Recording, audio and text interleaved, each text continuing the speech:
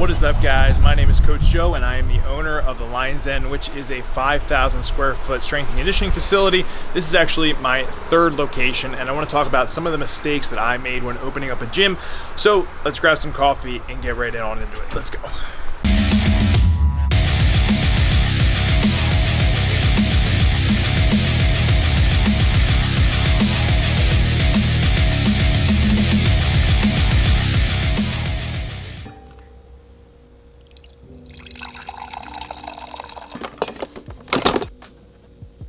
What is up, guys? Coach Joe at the Lion's Den. First, let's take a sip of this amazing coffee. A lot of you guys wanted content on how I run the gym business, or maybe you are someone who wants to start a gym, have a garage gym that you're looking to scale, whatever, but I figured a really good place to start would be the biggest mistakes that I've made opening up this gym. And this is my third location, so I have a ton of wisdom on what has worked, what hasn't worked, and hopefully set you guys up by avoiding the things that I ran into and give you guys a lot less of a bumpier road to get this business rocking and rolling. But before we get on into it, make sure that you subscribe to the channel, give this video a like, and hit the notification bell so you can stay up to date with all the videos that are coming out. A little bit of background on the gym. The current location I'm in is 5,000 square feet. I'm in a commercial space, and we do all things strength sport related. So powerlifting, strongman, general strength and conditioning, and I have about 60 members in the gym currently. So speaking of location, that's actually the first biggest mistake that I had made. So mistake number one was rushing the location that I was gonna have the gym in. I gotta turn on my cool little light. Just sets the mood a lot better. You guys feel that? I feel it. Feels good. Back on track. And if you guys know me, and I'm sure a lot of you are like me, is that I get super passionate and excited about something and I want to get it done right away. Now, that's not necessarily the best way to go about things, because not taking enough time is actually what kind of hurt me in the long run and postponed me being able to open up. And when it came to location, I overlooked a lot of little things that ended up setting me back a long way. So if you guys have watched my other videos about what had happened with my previous gyms, you guys understand. If you haven't, I'll put a link up right here. But basically, I ran into a lot of structural problems with the building. So the floors weren't suited for dropping heavy weight. You know, I couldn't get my music as loud as I wanted it to. The parking was a major issue, and so on and so forth. There's a lot more things, but check out that video up above.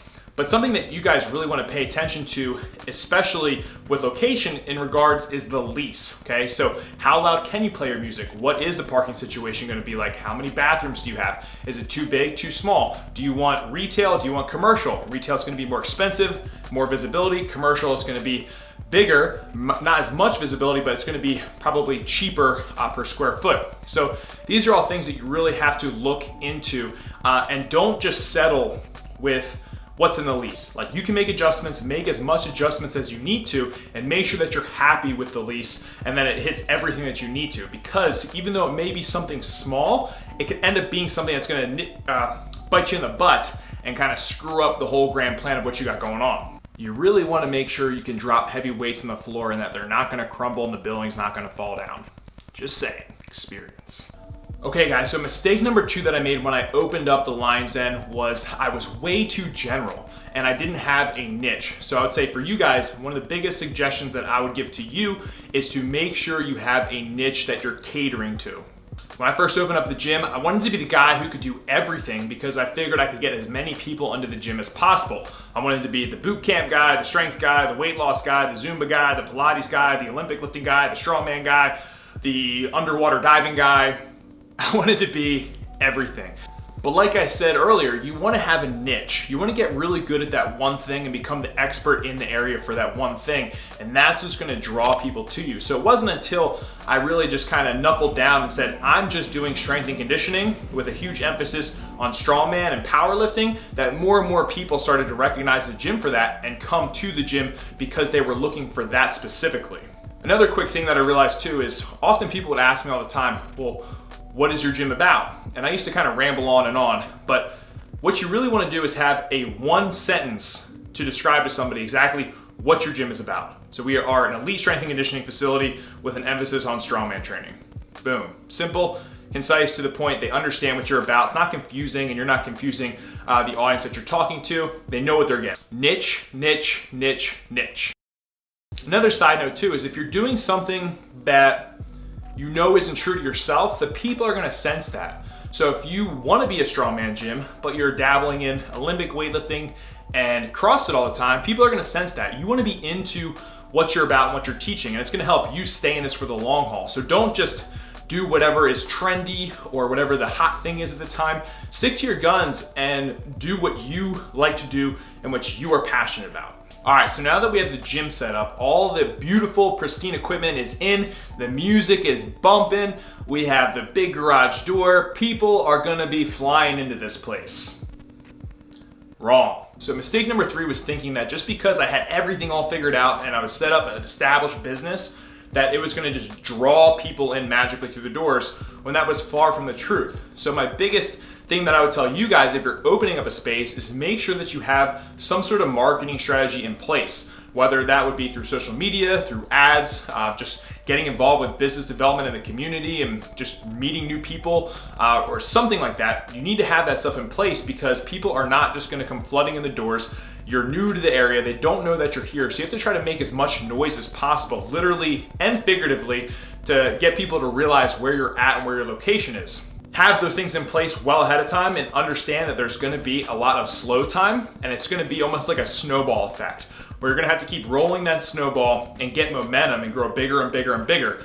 The biggest thing that has helped my business has been word of mouth and having a social media presence for sure, 100%. So if you don't have a social media presence, really start building that and try to go above and beyond taking care of your clients and members so that they go and tell other people what you're about and get them in. So I know a lot of you guys are currently members at gyms, or maybe you have a garage gym, or maybe have some ideas, but I'd like you to comment below with what do you love the most about your gym? Okay, is it the equipment? Is it the atmosphere, the environment, the community, the people? Is there something really small that they do that you just absolutely love? Let me know down below in the comment section. That'd be super cool. But that's pretty much it, guys. Those are my 3 biggest mistakes that I made when starting the gym. I've made a ton more that I can really go into with other videos, but I would say if you're starting from scratch, those are kind of the big things that stood out to me that I messed up with, and hopefully you guys can learn from my mistakes by making sure that you're taking the time to pick the location, make sure that you have your niche, and then also understanding that people are not gonna come flooding in the doors, so have some sort of strategy or marketing in place, and also the funds to keep your business growing during that kind of starting point and building that snowball. If you liked the video, make sure you give it a like, subscribe to the channel. Once again, hit that notification bell so you can stay up to date with all the videos that I put out. I'm trying to put out some more business content for those of you entrepreneurs who want to start your own business, have your own business, and kind of just help increase your influence, impact, and income with the gym biz. So there you guys have it. Make sure that you stay a lean, mean, strength machine. I'll talk to you next time. Peace.